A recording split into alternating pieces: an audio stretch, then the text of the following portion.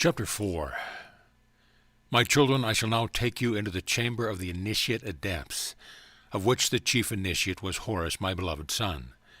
And I shall take you through the great doors which suffice to shut off the master's sanctuary from the chamber of the initiate adepts. These doors were the most beautiful wrought iron and were embossed about the center by the sign of the orange on the master's side, and by the sign of the pomegranate on the initiate side. Thus you will see that these doors were engraven on each face, and they were doors which closed by the act of pivoting on their own axis. And this was performed by a certain pressure being applied in the right place, and it was only known to the master initiate, and to the initiate adept who was placed over the initiate adepts. This secret, O my children, has never yet been discovered, so that the wondrous sanctuary still remains hidden from mortal gaze, and shall continue to be so until the day when I shall be commanded of my Father, who is El Duad, saying, Open. And in that day shall I open, and the words of my Father's book of remembrance, and also of this my book unto you shall be made manifest, to the undying discomfort of those that refuse the light that is offered unto them. For I say unto you that those that scoff and seek to undermine the divine authority, that day of opening shall indeed be terrible. Now, my children, that I have taken you through these doors, I shall describe to you the chambers of the initiate adept of the initiate adepts, and it was as follows. It was in the form of a long hall, rectangular in shape, and having pillars along each wall, which arched over to the center, to meet another row of pillars running down the center. These pillars were round at the base and became septangular as they proceeded towards the ceiling. They were beaded around about the bottom, and around the tops were sculpted numbers of little, very exquisitely carved faces, representing the various Re children and Duman Adamics, who had volunteered in Atlantis to take upon themselves the mortal cross of shame, and above each one his particular tree of divine Eden, and by that tree was he known. These pillars shall be given to you later in the form of a genealogical tree, which I have commanded my Father's word to place at the end of this my book of truth unto you, my beloved children. These pillars also were inscribed with all manner of writing, and the inscription round each pillar represented the particular history of the Re child, or Duman Adamic face, sculpted above it. At the end, which was the farthest removed from the sanctuary of the master adept, was placed the altar of the initiate adepts, and the signs and symbols therein were as follows. The altar cloth, which was of the richest woven silver, was inscribed in the center with the sun's disk, of which my beloved son and Ray-child Horus is the Lord, and pointing to the four corners of the world called earth were the four great rays, having the four lesser rays shooting from between, and being like unto the texture of the feather. Also at either side of these signs were placed two horns, with the larger ends uppermost, and directly above these two horns was the sign of the pomegranate, which symbolized the connecting link between my beloved son Horus and me, who am Osiris. And out of these horns rose a bluish vapor, which was absorbed into the pomegranate, thus symbolizing that the requests of my beloved son were received by me, who am Osiris, his father. Having told you concerning the altar cloth, O my children, I shall tell you of the sign which was placed over the top thereof. And it was as follows. The disk of the rising sun was in the center above the altar's top, and at each side rose two immense serpents, out of whose mouth shot darts of fire, which in turn were consumed and absorbed by the life-giving rays of the rising sun. And this was to symbolize to these initiate adepts that the poisonous sting of the serpent was consumed by the rising light, and that none need fear the evil forces who truly turned his face unto the offered light. Remember, my children, that this was all symbolical, and is worked on the exquisite gold and silver tapestry, and you can visualize the exquisite beauty of the woven symbols when I tell you that they exactly portrayed that reality which they were required to show. The walls of this chamber, my children, were of the most beautiful emerald green, which diffused into a shade of amber too beautiful to describe, and this amber was diffused from above downward to symbolize the glow of knowledge dawning from the divine spheres above. On the ceiling, at the meeting of the many pillars of which I have already told you, were patterns of a septangular form, And I would tell you, my children, that the reason why the seven-sided pillars and patterns were used was to symbolize the importance of the number 7 in connection with the stage of initiation. There is not much more of importance in this sanctuary for me to describe to you, my children, so that I shall now lead you to the great stone door, which was placed under the altar, and which, like unto the door of the master's chamber, although only single, opened and closed by pivoting on its own axis, the correct pressure being required, as in the case of the doors of the master's sanctuary. The engraving upon this door symbolized the spread wings of Isis, having the sun disk dividing them, through which disk was seen the eye of the Father Mother God, and around this disk were the dual heads of that bird called ibis in Camus, and the colors thereof were red, green, and gold. I would shortly explain to you, my children, how that the entrance of this chamber was underneath the altar. It was thus, as the floor, which is at the richest mother of pearl, approached the altar. It ran somewhat at a downward slant, and this only for the portion of about 3 feet in width, the remainder of the floor continuing on the level plane, and from this level plane steps approached the altar, to the right and to the left, and they were of a bluish stone somewhat resembling marble, being a substance only found in Camus. The illumination of this chamber was from an immense lamp of crystal which hung over the altar, and which gave forth rays of the violet nature in all direction. I would say unto you, my children, one word concerning the sculptures placed around the walls of this chamber, and they were as follows. Along each side wall and down the center placed in the double row, one sculptured figure upon each side of the center pillars. To the casual observer they would appear like unto large stone mummies, but they were not so. They were statues of those who held the high office of initiate adept of the initiate adepts, and around the body of each statue was written a detailed history of his period of office. This, my children, is all I need say unto you concerning this chamber of the initiate adept of the initiate adepts. And I shall at this period pass out to the third chamber, that of those being schooled in the mysteries of the initiation. This chamber, my children, was different from the 2 preceding chambers. Firstly, in that it was triangular in shape, having an apex placed opposite the entrance to the previous chamber that I have just described to you. I shall first of all describe to you the doorway which allowed entrance into this chamber. I have already told you that the entrance and exit from the initiate adept's chamber was placed under the altar of the sanctuary. And I would here make clear unto you this one thing, that when making an exit from this chamber, a tunnel was encountered being about 50 feet in length, and being semicircular in section. This tunnel, my children, was absolutely dark, and only those who were in authority to use it could obtain the necessary illumination, it being affected by the correct pressure being applied at the end nearest the triangular chamber of those learning the arts of initiation,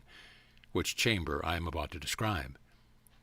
From this you will see that the necessary illumination came through the opening caused in that chamber, and that illumination had to be maintained until those wishing to make either an exit or an entrance, as the case may have been, had completed that exit or entrance. Thus you will see that any interference by those who had no right to the use of this tunnel might prove very serious for them, and even cause starvation, especially as this tunnel was not constantly used, it being only for the use of those novices who were ready to undergo the tests for the advanced degree of initiate adept, so that any unauthorized attempt at using this tunnel would prove very dangerous to those who thus far forgot themselves. I shall now proceed with a description of this chamber. As I have told you, it was triangular in structure, also being equilateral in shape, meaning that the sides were all equal in length. The walls thereof formed a pyramid coming together to form an apex, which served as a roof, and around these walls were carved various signs and symbols, which it was necessary for the novices to understand. And also much writing was about those walls, which served to educate those going through the stage of initiation. The illumination for this chamber was afforded by an immense lamp of crystal, which hung suspended from the apex of the pyramid, and all the individual pieces of crystal were septangular in structure, and hanging down therefrom were 7 stalactites of crystal. And these stalactites were in 7 portions, each portion having 7 faces. And when this lamp was lit, it produced a pattern upon the floor of the chamber, which coincided with the symbols carved upon the 3 walls, and the inscriptions were a key unto the 2, so that the uninitiated would not decipher these symbols, and thus would be cut off from the 2 preceding chambers of which I have already told you. There are not many other details to describe to you concerning this 3rd chamber, which were the use of those novices learning the arts of initiation, except that within that pyramid, which was of stone very finely polished, were septangular pillars which rose upward to meet the 3 walls of the pyramid about halfway toward the apex, and there were 7 along each wall, and they rose perpendicularly at right angles from the floor, thus making within this pyramid a triangle form of pillars, and the circumference of their base was twice that of the tops where they joined the sloping walls of the pyramid, and they were inscribed around about with all manner of writing, being chiefly written in the symbolical hieroglyphics used by me, who am Osiris, when I did first take charge of that land of Camus. The exit from this chamber to the upper court of the priests and teachers of the initiation was as follows. There was a square-shaped stone door which was placed in the center of that wall opposite the tunnel leading to the chamber of the initiate adepts, and this door revolved on a horizontal axis, and was open and closed by means of the correct leverage being applied, and likewise when outside a counter-leverage was used to close it. There was no design on the face of this door save the symbol of the Ankh, which symbolized that all who entered there for true knowledge were finally to be given the key of life, represented by the Ankh. Having passed through this door, 25 steps led downward into a tunnel, which was lighted by a lamp hanging about midway along this tunnel, which was fashioned of very highly polished stone of a greenish color. At the far end of this tunnel, which was 35 feet long, was another door of the same green stone, which was inscribed from top to bottom with my symbolical inscription, and it ran thus: All those who wish to truly help in the divine scheme of Godhead, and who wish to redeem their promise made to my Father in the sacred heights of Atlantis, shall fearlessly enter this door, well knowing that they receive the protecting hand of the master initiate of this land of Camus. But it also known unto them that once the step towards the solving of the divine mysteries has been taken, there is no turning back. For all those who have volunteered to help my Father, who is known in this land of Camus as Ta, the El Duwad of Atlantis, in which continent you did plight your vows of loyalty unto him, have sooner or later to help in the scheme of the universe, that their debt which they freely incurred unto God, through the mouth of my beloved twin parents, may be paid. Also in doing this work for my Father are you helping to stamp out the evil which hath sown itself upon the world called earth, through the misuse of free will by one of the sons of the very Godhead. Thus ran this inscription: O my children, and it was sealed at the foot thereof by my royal divine shield, to signify that I, Osiris, was the first and last to officiate for my beloved Father in the land of Camus. I would here tell you, my children, that this door was inscribed on the outer side only, although you will probably have observed the fact for yourself, and that the writing had to be read by those about to take the step of initiation, that they might have the veil somewhat lifted before proceeding further. Leaving this door behind, there was a shaft of about 50 steps carved out of the side of the sandstone, which led upward at a steep angle, and over the topmost step was a square stone, fitting exactly into a square opening which emerged through the floor of a circular green building. This building was the 4th and last chamber connected with the house of initiation, and it was constructed as follows. The entrance was through an immense archway, the same that is described in my Father's book of statues, and which is represented by impression number 39, so that I need not go into any further details concerning that actual archway. But however, I would say unto you, my children, that upon either side of this archway were 2 strong towers, or pylons, and around these towers were carved various signs and symbols, but none of the more sacred signs were thereon inscribed. I shall leave these towers and proceed unto the circular structure itself. It will be best described unto you, my children, if I say that it was built in the form of a Roman circus, having seats arranged all around, the structure being elevated at the back row and sloping down to the ground level of the building. And behind this outer and most elevated tier of seats was a large terrace, which was formed by pillars supporting the main structureway, arching over to form a sort of terrace hallway, which ran completely around this building. The entrances were to the north, south, east, and west, and the main entrance to the archway of the two towers was the one to the east. The approaches to the other entrances, which were through the north, south, and west cleft in the terrace, were reached by a series of bluish steps which ran all the way around the outside of the terrace, there being 25 steps from the ground level to the terrace, there being likewise 25 tiers of seats from the terrace to the ground level inside the main structure. In the center of the main structure was a fountain of alabaster, which shot upward the purest jet of crystal water. This fountain was for the priests and officials to bathe their hands in before performing the sacred Feast of Remembrance, which were observed at this time in that land of Camus. The pillars, which I have already mentioned as running completely around the structure, were square in build, the area of the base being twice that of the area of the roof. The roof of this building was in the form of a cone placed on top of these supporting pillars, and it was gold inlaid with lapis lazuli. And at the pinnacle thereof was placed the sign of the eagle, and upon its head stood the sacred ankh of the Godhead, these being all gold. The roof of the terrace, which projected outward from the roof of the main structure, was flat, having the royal divine shield of me, who am Osiris, placed immediately over the top of each supporting pillar. The altar, which was immediately opposing the main entrance, and at the opposite side of the building, was fashioned of cedar wood, having oak leaves and acorns carved all around the top, and these were covered with a coating of gold. The front of this altar bore the sign Ineffable enclosed within a circle, which was to symbolize the circle of initiates, who alone possessed the knowledge of life and of the true descent from the Godhead.